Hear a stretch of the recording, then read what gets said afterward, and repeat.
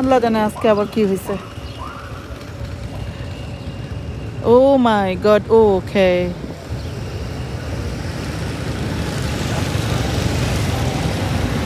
আমি তো ভয়ই পেয়ে গেছিলাম।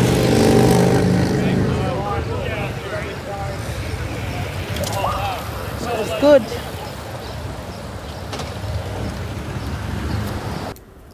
ড্যানফোর্টে দাঁড়ায় থেকে এই সিনারি দেখে মানে পুলিশের গাড়ি বহর দেখে পুরা আমার কলিজার রক্ত মানে হয়ে গেছিল, পানি হয়ে গেছিল। তার কারণ অবশ্যই আছে, সেটাই শেয়ার করব আজকে। আসসালামু আলাইকুম। খুব সুন্দর একটা রৌদ্রোজ্জ্বল দিন, তাই না? তো আমি হাঁটতে বের হয়েছি। হাঁটতে হাঁটতে যাচ্ছি হচ্ছে গিয়ে আমাদের যে এই বাসা থেকে ড্যানফোর্ট জায়গাটা আছে সেই জায়গাটাতে। অ্যান্ড আই মাস্ট সে মানে এই 8-9 বছরে কখনোই এত অস্বস্তি বা এত ভয় বা এত রকমের খারাপ লাগা ফিল করি নাই যে ড্যানফোর্টে যেতে আমাদের একটু অস্বস্তি লাগবে। আমি এখন যে জায়গাটা দাঁড়ায় আছি, জাস্ট এই জায়গা থেকে একদম সোজা তাকাইলে যে মোড়টা, সেখানেই হচ্ছে গিয়ে যাব এখন। সো ওই যে ওই মোড়টাতে যাব।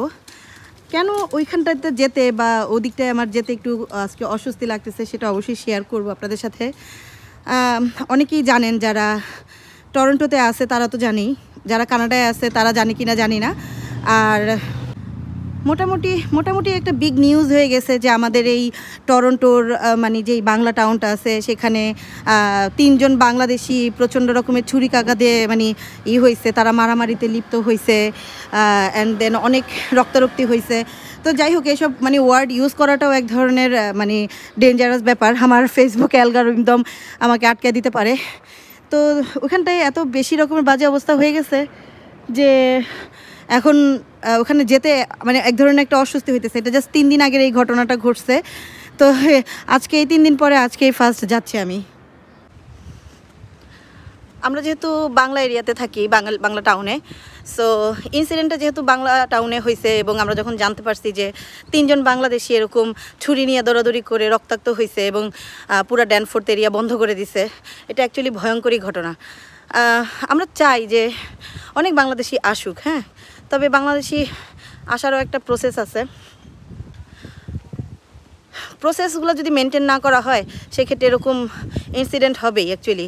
তো শুধুমাত্র বাংলাদেশি না, এরকম রিফিউজি ক্লেম করা, এই দেশে ভিজিট করার জন্য এসে থেকে যাওয়া, তো এগুলো অ্যাকচুয়ালি শুধুমাত্র বাংলাদেশি না, সব দেশের লোকজনই আসছে এবং সবচেয়ে বেশি আসছে মেক্সিকান লোক। একটা জরিপে এরকমই দেখা গেছে।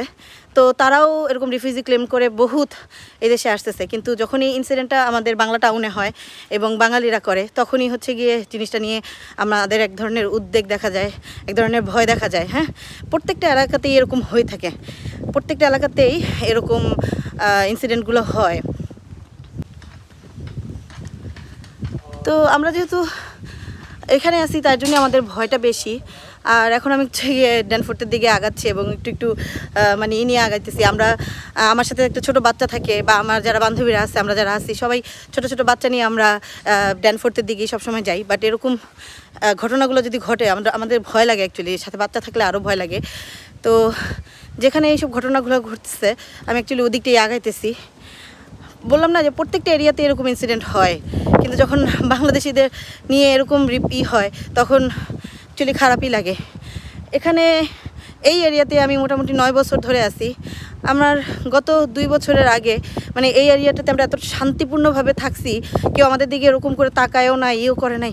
এখন ড্যানফোর্টে আসলে জানেন মানুষজন কীভাবে তাকায় আপনারা চিন্তা করতে পারবেন না। এদের বডি ল্যাঙ্গুয়েজই বলে দেয় যে এরা অ্যাকচুয়ালি মানে কী প্রসেসে এই দেশে আসছে। দেখলেই বোঝা যায়। একটা মানুষ ধরেন যে স্কিল ভিসা এই দেশে আসবে, তার সর্বোচ্চ লেখাপড়া, সর্বোচ্চ মানে একটা এডুকেশন নিয়ে এই দেশে আসে। তো এডুকেশন বা লেখাপড়া বাদ দিয়ে যখন মানুষ সহজেই এখানে চলে আসে, তখন হচ্ছে গিয়ে এইসব মানে বাজে কাজগুলো হইতেই থাকে। তো এই যে এখানে হচ্ছে গিয়ে বন্ধ ছিল গত 2 দিন, এখানেই মারামারি হয়েছিল, পুরা এরিয়াটা বন্ধ ছিল। আর মেইন মারামারিটা হয়েছে দিকটায়। এই যে পদ্মা রেস্টুরেন্ট, আমার সাথে যারা আর কি আছেন আগে পরে সবসময় দেখছেন যে আমরা এই রেস্টুরেন্টে খাইতে আসছি বা করছি। তো এইখানেই হচ্ছে গিয়ে ম্যাক্সিমাম বাঙালিরা একদম এত ভিড় করে থাকে সো এই ভিড়াভিড়ির মধ্যে কখন লেগে গেছে। এই যে সামনের যে জায়গাটুকু দেখা যাচ্ছে এই জায়গাটাতে মানে ব্যাঙের ছাতার মতো ল অফিসগুলা হয়ে উঠছে, মানে এতটুকু জায়গার ভিতরে ধরেন যে সব বাঙালিরা ঘিজিমিজি করে থাকতে থাকে। এই যে দেখেন এতটুকু জায়গার মধ্যে মানে ব্যাঙের ছাতার মতো ল অফিসগুলো হয়েছে। আমি জানি না কেন এরা কেন দূরে দূরে যে ল অফিসগুলো খুলে না। যারা নতুন আসছে রিফিউজি ক্লেম করতেছে এরা হচ্ছে বেসিক্যালি এই ল অফিসগুলোর মানে দ্বারস্থ হয়েই আসতে থাকে এই দেশে। আইসা দুনিয়ার মানে যারা আছে লয়ের কাজ করে তাদের দ্বারা করে রিফিউজি ক্লেম করে, অ্যান্ড দেন তাদের সাথেই অ্যাকচুয়ালি মেন মানে ইয়াটা হয়েছে, ক্ল্যাশটা হয়েছে। নতুন কয়েকজন আসছে, আসার পরে হচ্ছে গিয়ে তাদের সাথে এই ল অফিসের যেই কেরানি বা ক্লার্ক আছে তার সাথে মারামারিটা লাগছে।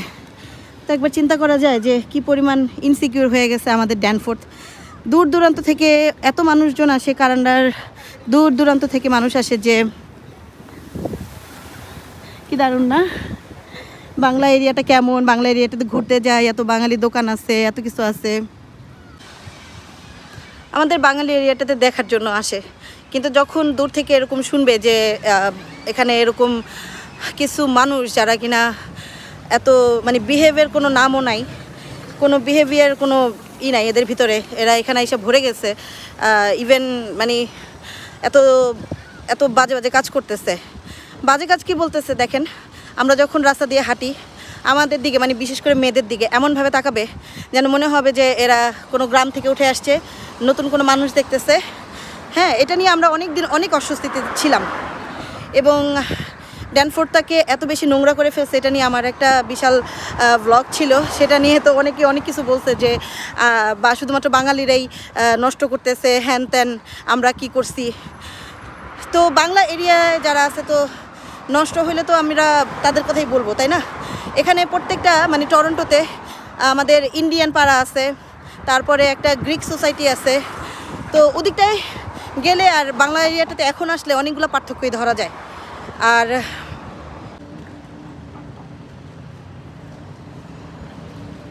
এই দেশটা অনেক সুন্দর, অনেক সুন্দর, কিন্তু মানে সরকারের যেরকম দায়িত্ব বা আমাদেরও সেরকম দায়িত্ব, যারা নতুন আসে তাদেরকে অ্যাকচুয়ালি শেখানো উচিত যে তোমরাও সুন্দর রাখো, তোমরা এরকম করো না, মানে এইসব বিহেভগুলো করো না।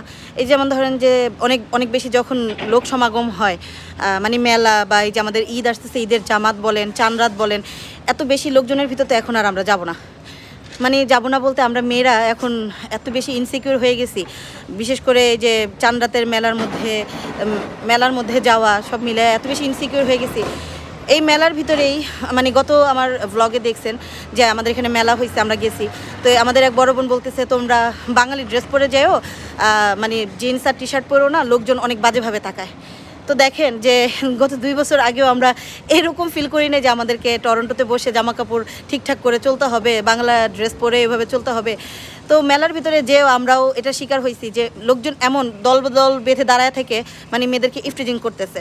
মানে হ্যাঁ, আমি নিজের খানেও শুনছি যে মানে একটা অন্যরকমভাবে কথা বলতেছে, যেটা কিনা আগে কখনোই হয় নাই। তো এইসব লোক কারা? এইসব লোক কোনো ক্লাস নাই, এদের বডি ল্যাঙ্গুয়েজ একদমই খারাপ। অবশ্যই আমি এটা এখন বলতে বাধ্য হইতেছি। এবং মানে ধরেন যে এখানে নো স্মোকিংয়ের সাইন দেওয়া আছে, সেই নো স্মোকিংয়ের সাইনের নিচে দাঁড়ায় স্মোকিং করবে, এরকম একটা গাধার মতো মেন্টালিটি। আমি নিজে এরকম বলছি যে এখানে নো স্মোকিং দেওয়া আছে, তুমি কেন এখানে দাঁড়ায় মানে সিগারেট খেতেছো? এটা তো ঠিক না। তো আমরাই যদি তাদেরকে না বলি, তো একজন সাদা চামড়ার বা একজন ক্যানাডিয়ান মানুষ এরা দেখলে তো বলবে যে এদের তো কোনো ক্লাসই নেই। এটা বললাম না শুধুমাত্র বাঙালি না, এখন আমি বাঙালি নিয়ে কথা বলতেছি, কিন্তু এটা শুধুমাত্র বাঙালি না, এটা সব মানে সব দেশের থেকেই যারা এরকমভাবে আসছে, যাদের কোনো এডুকেশনাল ব্যাকগ্রাউন্ড নাই, যাদের কোনো মানে কোনো সিস্টেমই তারা জানে না, একেবারে বলবো যে আই মাস্ট সে যে এরা হচ্ছে গিয়ে একেবারে শ্রমিক শ্রেণীর। হ্যাঁ, তো ওই এদের আসলে হাতে ধরে না শিখাইলে শিখবে না। আমাদের জন্য এখন এই জায়গাটা এত বেশি মানে ইনসিকিউর হয়ে গেছে, আমরা নিজেরাই এখন কোনো বড় গ্যাদারিংয়ের ভিতরে যাব না। রাত করে তো চলাটা এখন আরও বেশি হয়ে গেছে, যেহেতু আমরা বাচ্চা নিয়ে চলাফেরা করি। তো এই জন্যই শেয়ার করলাম অ্যাকচুয়ালি ব্যাপারগুলো। আর এটা যারা নতুন আসছে তাদের তো এক ধরনের মানে শিক্ষার অভাব আছেই, আর যারা এখানে আছে, যারা এখানকার বড় বড় মাথা, আমরা বলি যে টরন্টোর বাংলা টাউনের বড় বড় মাথা, তারা কি করতেছে? তারা টাকার জন্য এদেরকে মানে মানে বলতে গেলে ইনভিটেশন লেটার দিয়ে দিয়ে আসো এখানে, আমরা আমাদের ল অফিসে আমরা সব ঠিকঠাক করে দিব, দুনিয়ার টাকার বিনিময়ে বাঙালি থেকে দুনিয়ার টাকা নিয়ে তারা এইসব মানে লোকদেরকে আনতেছে। ইনভিটেশন লেটার না দিলে এরা কিভাবে আসবে? এরা টাকার জন্য মানে এই ল অফিসগুলো মানে এই চান্সে এমন ব্যবসা, এমন টাকা কামাই নিতেছে। আমরা যারা সাধারণ জনগণ, তারা আমাদের সাধারণ চোখে আমরা এটাই দেখব, আমরা এটাই দেখতেছি। টরন্টোর ভিতরে ড্যানফোর্থ ছাড়াও অন্যান্য সব জায়গাতেই টুকটাক করে বাঙালিরা আছে, তারা বিজনেস করতেছে, বাংলা দোকান আছে। সো ওই সব জায়গাগুলোতে যদি সবাই ছড়ায় ছিটায়া যায় তাহলে আর এই ড্যানফোর্থের মধ্যে এরকম বাজে অবস্থা হয় না, আমাদের আর এত মানে হ্যাসেল সহ্য করতে হয় না। এই যে পুলিশের কাছে বলেন বা পুরো টরন্টোতে একটা নিউজ হয়ে গেছে, সব কিছু মিলায়ে একেবারে বাজে সিচুয়েশনে পড়ে গেছি আমরা। তো যাই হোক, আশা করি এটা থেকে মানে উতরাইতে পারবো। যারা এখানকার আছেন, কাজ করতেছে বাংলা টাউন নিয়ে, তারা এটা মাথায় রাখবে এবং এটা নিয়ে কাজ করবে।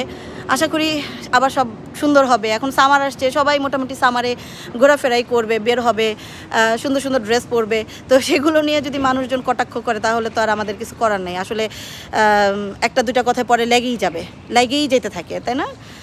তো যাই হোক, সবাই ভালো থাকবেন। আমার মনের কিছু কথা আমি শেয়ার করলাম।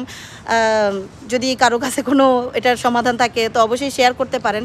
আর আমার কথাগুলো যদি ভালো লাগে আমাদের এই টরন্টো নিয়ে, তো আপনারাও শেয়ার করতে পারেন, কমেন্ট করতে পারেন। আল্লাহ হাফেজ। চলতি পথে আবার হাঁটতে হাঁটতে যখন দেখলাম যে ঈদের জামাত হবে ডেন্টুনিয়া পার্কে, তখন জাস্ট একটা কথাই মনে হচ্ছিল যে আবারও সেই লোক সমাগম, আবারও অনেক মানুষ একসাথে হবে। সো শুধুমাত্র প্রত্যাশা করতে পারি বা আশা করতে পারি যে অন্য কোনো গ্যাঞ্জাম বা অন্য কোনো রকমের ইনসিডেন্ট আর না হোক আমাদের সাথে। তো যাই হোক, আবারও আল্লাহ হাফেজ সবাইকে।